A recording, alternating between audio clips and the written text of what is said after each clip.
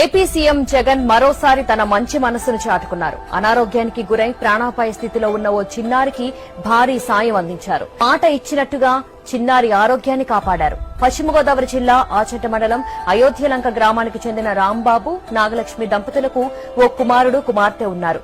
రెండో సంతానమైన చిన్నారి హనీ పుట్టుకతోనే కాలేయానికి సంబంధించిన అరుదైన గాకర్స్ బారిన పడింది. దీనికోసం 15 రోజులకు ఒకసారి 74,000 విలువైన ఇంజెక్షన్ చేయాల్సి ఉంటుంది.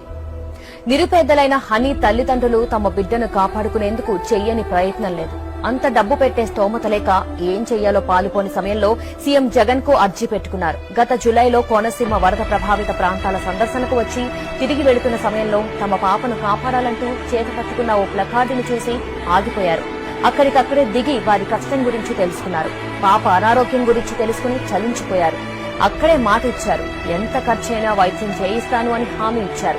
పాప విషయంలో చాలా హెల్ప్ చేశారు సార్ జగన్ సార్. మీకు నిజంగా కృతజ్ఞతలు చెప్పుకుంటూ ఎలవెల్లా మీకు ఎప్పుడు ధన్యవాదాలుగా ఉంటాం సార్. ఇప్పుడు మీరే సీఎంగా రావాలని కోరుకుంటున్నాం. ఎంతో మందికి విద్యాపరంగా, వైద్యపరంగా చాలా హెల్ప్ చేస్తున్నారు సార్. మాలాంటి పేదలందరికీ చాలా హెల్పింగ్ గా ఉంటున్నారు సార్. భరోసా ఇస్తున్నారు మాకు అందరికీ. మీరున్నంత వల్ల మేము చాలా హ్యాపీగా ఉన్నాం సార్. నిజంగాను మీరున్నంత వరకు మాకు ఏ బాధ లేదని ఒక ధైర్యం వచ్చింది సార్. నిజంగా మా పాప విషయంలో నిజంగా చాలా కోల్పోయాం సార్. అసలు మా పాప మాకు దక్కుతుందా లేదని అనుకున్నాం. కానీ సార్ ఎప్పుడైతే నేను ఉన్నానమ్మా అని భరోసా ఇచ్చారో మాకు నిజంగా చాలా మా పాప మాకు దక్కుతుంది, మా దగ్గర ఉంటుంది అనే హ్యాపీనెస్ మీ నుంచి వచ్చింది సార్. నిజంగా